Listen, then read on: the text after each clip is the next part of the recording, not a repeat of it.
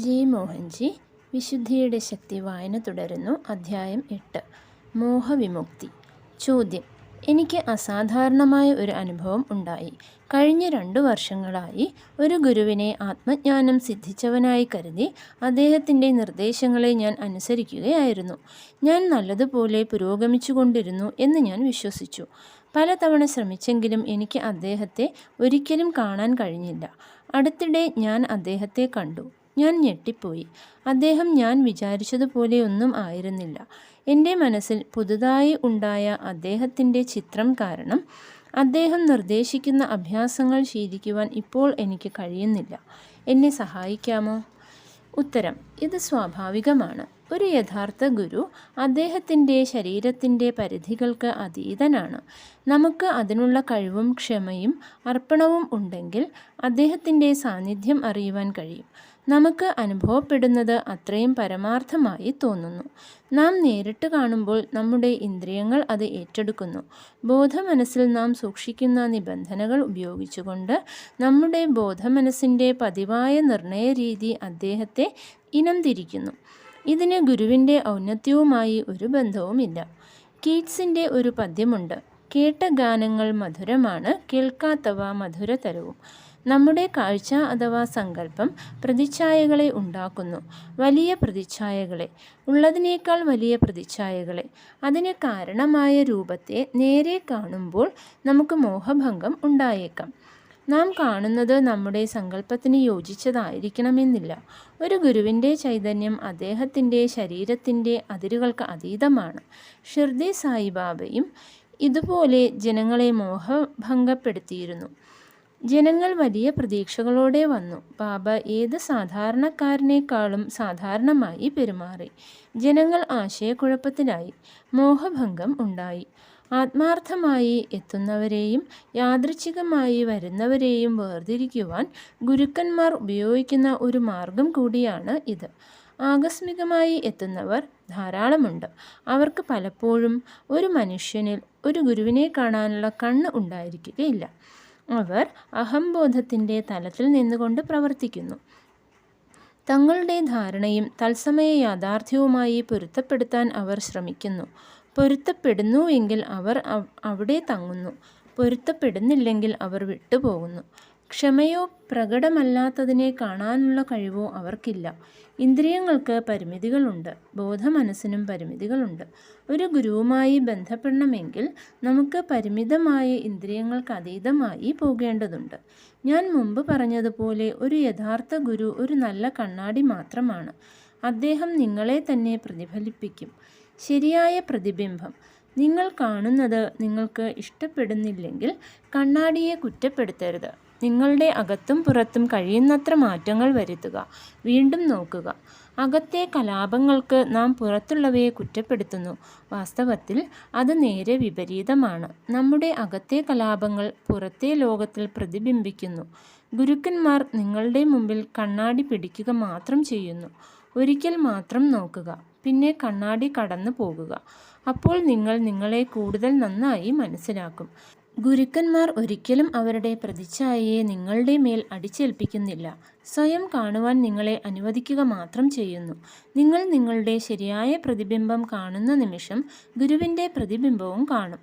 നിങ്ങളുടെ ഉള്ളിലുള്ള ഗുരുവിൻ്റെ പ്രതിബിംബവും കാണും. ഒരിക്കൽ കൂടി ഒരു മനുഷ്യനെയോ ഒരു ഗുരുവിനെയോ നിങ്ങളുടെ ഇന്ദ്രിയങ്ങൾ പറയുന്നത് കേട്ട് വിലയിരുത്തരുത്. നിങ്ങൾ കാണുന്ന രൂപം മനസ്സിലെ ചിത്രത്തിന് ഇണങ്ങുന്നില്ല എന്ന് വെച്ച് ഉപേക്ഷിക്കരുത്. ആന്തരികമായി തിരുത്തലുകൾ വരുത്തുകയും ദൃഢചിത്തതയോടെ പരിശീലനങ്ങൾ തുടരുകയും ചെയ്യുക. പ്രധാനമായ ഒരു കാര്യം, നിങ്ങളുടെ ഗുരു ആരാണ് എന്നത് ഒരു പ്രധാന വിഷയമല്ല. പരിശീലനത്തിലൂടെയും താമസിക വാസനകളെ ഉപേക്ഷിക്കുന്നതിലൂടെയും നിങ്ങളുടെ ആത്മീയമായ കഴിവ് വർദ്ധിപ്പിക്കുകയാണെങ്കിൽ നിങ്ങൾ ഏറ്റവും ഉയരത്തിലേക്ക് എത്തിച്ചേരും. നിങ്ങൾ നിങ്ങളുടെ ആത്മീയ ജീവിതത്തിന് ആരംഭമിട്ട ഗുരുവിനേക്കാൾ ഉയരത്തിലേക്ക് വികസിക്കുവാനുള്ള അർഹത നേടും. അതുകൊണ്ട് ഒരു മനുഷ്യൻ്റെയോ ഗുരുവിൻ്റെയോ പ്രതിച്ഛായയെ ഓർത്ത് നിങ്ങൾക്ക് മോഹഭംഗം ഉണ്ടാകേണ്ട കാര്യമില്ല.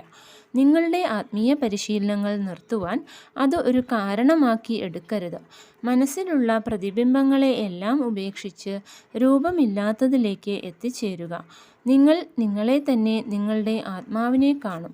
നിങ്ങൾ പരമോന്നതമായ നിലയിലേക്ക് എത്തും. ജ്യോതിഷവും ജ്യോത്സ്യന്മാരും.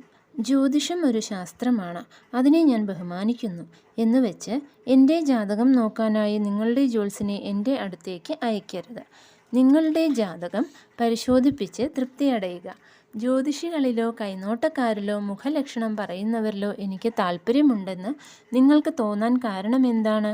എനിക്ക് വലിയ അരക്ഷിതത്വമുണ്ടെന്ന് നിങ്ങൾക്ക് തോന്നുന്നുണ്ടോ? സ്നേഹിതന്മാരെ, എൻ്റെ ഭാവി അറിയുവാൻ എനിക്ക് അത്ര ആകാംക്ഷയില്ല. എൻ്റെ ഭാവി മഹത്തും പ്രകാശപൂർണവും ആണെന്ന് അവർ പറയുന്നുവെങ്കിൽ കൂടിയാൽ ഞാനൊന്ന് പുഞ്ചിരിക്കും. എൻ്റെ ഭാവി ശൂന്യമാണെന്ന് പറയുകയാണെങ്കിൽ അപ്പോഴും ഞാനൊന്ന് പുഞ്ചിരിക്കും. അതുകൊണ്ട് ദയവായി എനിക്ക് വേണ്ടി ഒരു ഉപകാരം ചെയ്യൂ. അവരെ എൻ്റെ അടുത്തേക്ക് പറഞ്ഞയക്കാതിരിക്കൂ. സർവശക്തനായ ദൈവത്തിൻ്റെ കൃപ കൊണ്ട് എനിക്ക് വലിയ അരക്ഷിതത്വമൊന്നും ഇല്ല. അദ്ദേഹം നിശ്ചയിക്കുന്നത് എന്തും അനുഭവിക്കുവാൻ ഞാൻ തയ്യാറാണ്. കഴിഞ്ഞ കാലത്ത് നിങ്ങൾക്ക് സങ്കല്പിക്കുവാൻ കഴിയുന്നതിലും അധികം ഞാൻ അനുഭവിച്ചിട്ടുണ്ട്. എൻ്റെ ഭാവിയെ നേരിടാൻ എനിക്ക് ഭയമില്ല. ഈ ജ്യോത്സ്യന്മാരിൽ അധികം പേരും ജ്യോത്സ്യത്തെ ഒരു ശക്തിമത്തായ വികാരമായിട്ടല്ല എടുക്കുന്നത് എന്ന് ഞാൻ നിരീക്ഷിച്ചിട്ടുണ്ട്. അധികം പേർക്കും അത് ഒരു ഉപജീവന മാർഗമാണ്. ആദ്യം തന്നെ അവർ നിങ്ങളുടെ ഭാവിയെക്കുറിച്ച് നിങ്ങൾ കേൾക്കാൻ ഇഷ്ടപ്പെടുന്ന ശുഭകരമായ ഒരു കഥ പറയും. അങ്ങനെ നിങ്ങളെ സന്തുഷ്ടനാക്കിയിട്ട് നിങ്ങളുടെ ജീവിതത്തിൽ സംഭവിക്കാൻ പോകുന്ന അനിവാര്യമായ ഒരു ദുരന്തത്തെക്കുറിച്ച് പറഞ്ഞ് നിങ്ങളുടെ ഉള്ളിൽ ഭയം ജനിപ്പിക്കും. പിന്നെ പൂജകൾ, രത്നങ്ങൾ, കല്ലുകൾ മുതലായ പ്രതിവിധികൾ നിർദ്ദേശിക്കും. അങ്ങനെ അവർ നിങ്ങളുടെ പണത്തെയും കൈവശ സ്വത്തുക്കളെയും ചോർത്തും. അങ്ങനെ പണമെല്ലാം നഷ്ടപ്പെടുമ്പോൾ മറ്റു വിധത്തിൽ സുരക്ഷിതമാകുമായിരുന്ന നിങ്ങളുടെ ഭാവി അരക്ഷിതമായി തീരും. ഭാവി സുരക്ഷിതമാണെന്ന തോന്നലിനു വേണ്ടി മാത്രം പലരും അവരുടെ ദേഹത്തിൽ വളരെയേറെ കല്ലുകളും ലോഹങ്ങളും പേറിക്കൊണ്ട് നടക്കുന്നു. എന്തായാലും ഞാൻ വർത്തമാനത്തിൽ മാത്രം ജീവിക്കുന്നു. ഭാവി എന്നെ ഭയപ്പെടുത്തുന്നില്ല. ഒരിക്കൽ കൂടി ഞാൻ ജ്യോതിഷത്തിന് എതിരല്ല. ഞാൻ നിങ്ങളുടെ മനസ്സിൽ ഭയം സൃഷ്ടിക്കുന്നവർക്ക് എതിരാണെന്ന് മാത്രം. നമ്മുടെ പാത നിർഭയത്വത്തിൻ്റെയും വിമോചനത്തിൻ്റേതുമാണ്. നിങ്ങളുടെ മനസ്സിൽ ചവറ് കൊണ്ടിടുന്ന എല്ലാവരെയും ഒഴിവാക്കുക. നിങ്ങൾ ഔദാര്യപൂർവ്വം ഇത് മനസ്സിലാക്കിയതിന് നന്ദി. നിങ്ങളുടെ ഭാവി ഉദാരമതിയായി നിലകൊള്ളുന്ന സൂര്യനെപ്പോലെ പ്രകാശപൂരിതമാകട്ടെ. എത്രയെത്ര മതങ്ങൾ! മതം ഉണ്ടാകുന്നത് സത്യത്തിനു വേണ്ടിയുള്ള മനുഷ്യൻ്റെ അന്വേഷണം കൊണ്ടും അവൻ്റെ ബോധതലങ്ങളെ ആധാരമാക്കിയുള്ള വ്യാഖ്യാനം കൊണ്ടുമാണ്. മനസ്സിന് പരിമിതികളുണ്ട്, ബുദ്ധിക്ക് പരിമിതികളുണ്ട്, ദേഹത്തിനും പരിമിതികളുണ്ട്. അതുകൊണ്ട് മനുഷ്യന് പ്രകാശത്തെ ഒന്ന് എത്തിനോക്കാൻ എല്ലാ പരിമിതികളെയും മറികടന്ന് അപ്പുറത്തേക്ക് പോകേണ്ടതായി വന്നു. ചിലർക്ക് കണ്ണ് കാണാതായി. ചിലർ തിരിച്ചു വന്ന് സ്ഥൂലമായതിനെ മറന്നേക്കാൻ പറഞ്ഞു. മറ്റുള്ളവരും ഉൾപ്പെടുന്ന അവരുടെ പ്രത്യേക ലോകത്തിന് അവരുടെ യാഥാർത്ഥ്യങ്ങൾ ഒട്ടും മനസ്സിലാകാത്തതുകൊണ്ട് അവരിൽ ചിലരെ അപരിഹാര്യമായ ഭ്രാന്ത് പിടിച്ചവരായി കണക്കാക്കി കൊന്ന് നിശബ്ദരാക്കി. അങ്ങനെ നിശബ്ദരായവരെ ആദരിക്കുകയും ദൈവങ്ങളാക്കുകയും ചെയ്തു. എന്തുകൊണ്ടെന്നാൽ സംസാരിക്കുന്ന ദൈവങ്ങളെ സഹിക്കുവാൻ നമുക്ക് കഴിയുകയില്ല. മറ്റുള്ളവർ പറയുന്നത് കേൾക്കുന്നതിനേക്കാൾ നാം പറയുന്നത് കേൾക്കാനാണ് നമുക്ക് ഇഷ്ടം. എപ്പോഴും നാം പറയുന്നതാണ് ശരി എന്നും സാധാരണയായി മറ്റുള്ളവർ പറയുന്നത് തെറ്റായിരിക്കും എന്നും നമുക്ക് നല്ലതുപോലെ അറിയാം. അങ്ങനെ പല മതങ്ങളുമുണ്ടായി. മതങ്ങൾ ജനങ്ങളെ ഭിന്നിപ്പിച്ചു. മതത്തിൻ്റെ നിറങ്ങൾക്ക് അതീതമായി മനുഷ്യരെ കാണുന്നതിൽ നാം പരാജയപ്പെട്ടു. ഐകമത്യവും സ്നേഹവും കാണാൻ നമുക്ക് കഴിഞ്ഞില്ല. അങ്ങനെ മതത്തിൻ്റെ പേരിൽ രക്തച്ചൊരിച്ചിൽ തുടങ്ങി. സഹാനുഭൂതിയും സ്നേഹവുമാണ് സർവശക്തനായ ദൈവത്തിൻ്റെ അടിസ്ഥാന സ്വഭാവവും എല്ലാ സൃഷ്ടികളുടെയും ആധാരവും എന്നിരിക്കെ അധികാരത്തിനും നിയന്ത്രണത്തിനും വേണ്ടി എതിരാളികളുടെ പൂർണ്ണനാശം ഭൂമിയിലെ മതവ്യാപാരികളുടെ ആവശ്യമായി തീർന്നു. മതങ്ങൾ മനുഷ്യരെ തമ്മിൽ അകറ്റി. മതങ്ങൾ യുദ്ധങ്ങളുണ്ടാക്കി. ആരുടെ ജ്ഞാനം മതങ്ങളുടെ സൃഷ്ടിക്ക് കാരണമായോ ആ ജ്ഞാനികൾ സ്നേഹത്തിലും അനുകമ്പയിലും അടിയുറച്ചവരായിരുന്നു.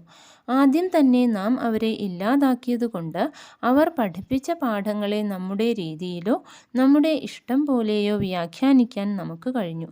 ഇത് ഭാവി നേതാക്കന്മാർക്കും സൗകര്യമായി. സ്വാർത്ഥ താൽപ്പര്യങ്ങൾ വ്യാപിച്ചപ്പോൾ എതിർപ്പിനെ തുടച്ചു നീക്കുവാനായി മതം പലപ്പോഴും ഏറ്റവും നല്ല ഉപകരണമായി. മനുഷ്യർ മനുഷ്യരെ മറന്നു, ദൈവം ഓടി രക്ഷപ്പെട്ടു, അവിടെ പിശാച് സ്വയം പ്രതിഷ്ഠിച്ചു. ഈ വാക്കുകൾ ഒരു വാദഗതി തെളിയിക്കുന്നതായി മാത്രം എടുക്കുവാൻ നിങ്ങൾക്ക് കഴിഞ്ഞു എന്ന് വിശ്വസിക്കുന്നു. നമ്മിൽ ഓരോരുത്തരിലുമുള്ള ദൈവത്തിൻ്റെയും പിശാചിൻ്റെയും അളവിനെക്കുറിച്ച് വാദപ്രതിവാദം ചെയ്ത് സമയം കളയരുത്. ഓർക്കുക, സ്നേഹം ദൈവമാണ്, ദൈവം സ്നേഹമാണ്. ദൈവം എല്ലാവരെയും അനുഗ്രഹിക്കട്ടെ. എല്ലാവരെയും സ്നേഹിക്കുക, എല്ലാവരെയും സേവിക്കുക. ചോദ്യം: അങ്ങ് മതങ്ങളിൽ വിശ്വസിക്കുന്നുണ്ടോ? നമുക്ക് മതങ്ങൾ ആവശ്യമുണ്ടോ? ഉത്തരം: നിങ്ങൾ ഈ ചോദ്യം ചോദിക്കുന്ന പശ്ചാത്തലത്തിൽ ഞാൻ മതങ്ങളിൽ വിശ്വസിക്കുന്നില്ല. മതം ഒരു അഭിപ്രായം എന്ന നിലയ്ക്ക് നല്ലതാണ്. അത് മനുഷ്യനെ ചടങ്ങുകളുമായി ബന്ധിക്കുകയാണെങ്കിൽ അത് തെറ്റാണ്. മതങ്ങൾ തെറ്റായ ധാരണകളും യുദ്ധങ്ങളും ഉണ്ടാക്കുകയാണെങ്കിൽ എനിക്ക് മതങ്ങളിൽ ഒരു താല്പര്യവുമില്ല. മതങ്ങൾ വിശിഷ്ട വ്യക്തിത്വങ്ങളുടെ അനുശാസനങ്ങളിൽ നിന്ന് ഉണ്ടായവയാണ്. അവർ ചില പ്രത്യേക സ്ഥലങ്ങളിൽ ചില പ്രത്യേക കാലങ്ങളിൽ ജീവിച്ചു. അവർ അവരുടെ സമകാലികന്മാരോട് സംസാരിച്ചു. ജനങ്ങൾ അവരെ ഭാഗികമായി മനസ്സിലാക്കി, അധികവും തെറ്റായി ധരിച്ചു. ആ ഗുരുക്കന്മാരിൽ അധികം പേരും തങ്ങളുടെ കാലത്തിന് യോജിക്കാത്തത്ര പുരോഗമന ആശയങ്ങൾ ഉള്ളവരായിരുന്നു. പ്രായേണ അവരുടെ കാലത്തെ ജനങ്ങൾ അവരെ മനസ്സിലാക്കിയില്ല. അവർ മരിച്ചതിനു ശേഷം സമൂഹത്തിൻ്റെ ബുദ്ധിപരമായ കഴിവുകൾക്ക് അനുസൃതമായി അവർ വ്യാഖ്യാനിക്കപ്പെട്ടു. യേശുവിൻ്റെ അനുശാസനങ്ങളിൽ നിന്ന് പല മതശാഖകൾ ഉണ്ടായതുപോലെ മിക്കവാറും ഗുരുക്കന്മാരുടെ കാര്യത്തിലും പല വ്യാഖ്യാനങ്ങൾ ഉണ്ടായി. ജനങ്ങൾ അവരുടേതോ കടമെടുത്തതോ ആയ ധാരണകളിൽ വിശ്വസിച്ചു. പലപ്പോഴും വ്യാഖ്യാനങ്ങൾ ആദ്യത്തെ അനുശാസനങ്ങളുമായി അകന്ന ബന്ധം പോലും പുലർത്തിയില്ല. ഗുരു ചുമരിലെ ചട്ടക്കൂട്ടിൽ ആയതുകൊണ്ട് വ്യാഖ്യാതാക്കൾക്ക് അവരുടെ ഇഷ്ടം പോലെ പ്രവർത്തിക്കുവാനുള്ള സ്വാതന്ത്ര്യം ഉണ്ടായിരുന്നു. ആരും ചോദ്യം ചെയ്തില്ല. എല്ലാവരും വിശ്വസിച്ചു. ഞാൻ മാത്രമാണ് ഒരേ ഒരു മാർഗം എന്ന് ഒരു യഥാർത്ഥ ഗുരുവും പറയുകയില്ല. ശരിയായ ഒരു ഗുരുവും തൻ്റെ ശിഷ്യന്മാരെ തന്നിലേക്ക് ബന്ധിക്കുകയില്ല. അജ്ഞാനികളായ ജനങ്ങളെ ലൗകികമായ കുഴപ്പങ്ങളിൽ നിന്ന് മോചിപ്പിക്കുവാനാണ് ഗുരുക്കന്മാർ ഭൂമിയിൽ വന്നത്. എന്നാൽ മതങ്ങൾ അവർക്ക് ചുറ്റും മതിലുകൾ കെട്ടി ജനങ്ങളെ ആചാരപരമായ ആരാധനകളിലേക്ക്, വിഗ്രഹ ആരാധനയിലേക്ക് പോലും ബന്ധിച്ചു. ശരിയായ ഗുരുക്കന്മാർ എപ്പോഴും രൂപങ്ങൾക്ക് അതീതമായി നിലകൊണ്ടപ്പോൾ പിൻതലമുറകൾ വിഗ്രഹങ്ങളിൽ വിശ്വസിച്ചു. നമ്മുടെ വ്യാഖ്യാനങ്ങളെയെല്ലാം നാം ഗുരുക്കന്മാരുടെ മേൽ കെട്ടിവെച്ചു.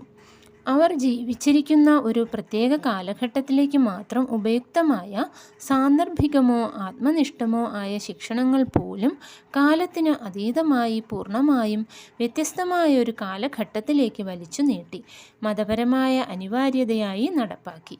ഇത് വളരെ ജനങ്ങളെ തീവ്രാവേശം ഉള്ളവരാക്കി, വളരെ പേരെ ആശ്രിതരാക്കി. ഇത്തരത്തിലുള്ള ബന്ധനമാണ് ശരിയായ ഗുരു എതിർത്തിരുന്നത്. നിർഭാഗ്യവശാൽ അദ്ദേഹം ചുമരിന്മേൽ ചട്ടക്കൂട്ടിനകത്ത് വിശ്രമിക്കുകയാണ്. ആരോടും സംസാരിക്കുവാൻ അദ്ദേഹത്തിന് കഴിയുകയില്ല. ഏത് മതത്തെയും ആഴത്തിൽ പഠിച്ചാൽ നിങ്ങൾ അതിന് ജന്മം നൽകിയ ഗുരുവിലേക്ക് എത്തിച്ചേരും. ആ ഗുരുവിനെ ആഴത്തിൽ പഠിച്ചാൽ അദ്ദേഹം മനുഷ്യവർഗത്തെ അവസാനിക്കാത്ത ജനന മരണങ്ങളിൽ നിന്ന് മോചിപ്പിക്കുവാനായി വന്നതാണെന്ന് മനസ്സിലാക്കും. എല്ലാ മതങ്ങളുടെയും അടിസ്ഥാനം സ്നേഹമാണെന്നും മനസ്സിലാക്കും. മതങ്ങൾക്ക് അതീതമായി പോയി സ്നേഹത്തിൻ്റെ ലോകത്ത് താമസിക്കാൻ കഴിഞ്ഞാൽ നിങ്ങൾക്ക് മതത്തിൻ്റെ ആവശ്യമില്ല. അരക്ഷിതത്വങ്ങൾ ഉള്ളതുകൊണ്ട് സമൂഹത്തെ അഭിമുഖീകരിക്കാൻ നിങ്ങൾക്ക് ഒരു പുതപ്പിൻ്റെ ആവശ്യമുണ്ടെങ്കിൽ ഒരു മതത്തെ ആശ്രയിച്ചു കൊള്ളുക. ഒരു മതത്തിൻ്റെ ആവശ്യകത നിങ്ങൾ എവിടെ നിൽക്കുന്നു എന്നതിനെ ആശ്രയിച്ചിരിക്കും. ജനങ്ങളുടെ എതിർപ്പില്ലായ്മ മതക്കച്ചവടക്കാർക്ക് ഉപകരിക്കും. ജനങ്ങൾ എളുപ്പത്തിൽ ആചാരപരമായ ജീവിത രീതിയോട് ഇണങ്ങുന്നു. അത് മതങ്ങളുടെ വളർച്ചയ്ക്ക് സഹായകമാകുന്നു. ജനസമൂഹത്തെ മോചിപ്പിക്കുവാനായി ഭൂമിയിൽ വന്ന ഒരു ഗുരുവിന് ഭയം ജനിപ്പിച്ച് ജനങ്ങളുടെ ഹൃദയത്തെ നിയന്ത്രണത്തിലാക്കുവാൻ ഒരിക്കലും കഴിയുകയില്ല. ഇത് വിമോചനത്തിൻ്റെ ലക്ഷ്യത്തിന് എതിരാണ്. പിന്നീട് വന്ന വ്യാഖ്യാതാക്കൾ ജനങ്ങളെ നിയന്ത്രണത്തിൽ നിർത്താനായി ഗുരുവിൻ്റെ ശിക്ഷണത്തെ തെറ്റായി വ്യാഖ്യാനിച്ച് ഭയം പരത്തിക്കൊണ്ട് ജനങ്ങളെ തങ്ങളിലേക്ക് ബന്ധിച്ചു എന്ന് എളുപ്പം മനസ്സിലാക്കാൻ നമുക്ക് കഴിയും. അത് ഗുരു ആഗ്രഹിച്ചിരുന്നതല്ല, വ്യാഖ്യാതാക്കളുടെ അരക്ഷിതത്വത്തിൻ്റെ ഒരു പ്രകാശനം മാത്രമായിരുന്നു.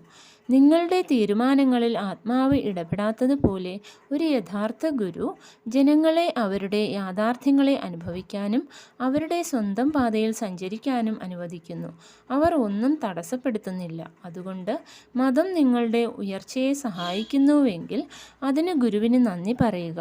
മതം നിങ്ങളെ ആചാരപരമായ വിശ്വാസ വ്യവസ്ഥയിൽ ബന്ധിക്കുകയും അങ്ങനെ ഉയർന്ന അവബോധത്തിലുള്ള വികാസം നടക്കാതിരിക്കുകയും ചെയ്യുന്നുവെങ്കിൽ അതിൽ നിന്ന് പുറത്തു പോവുക.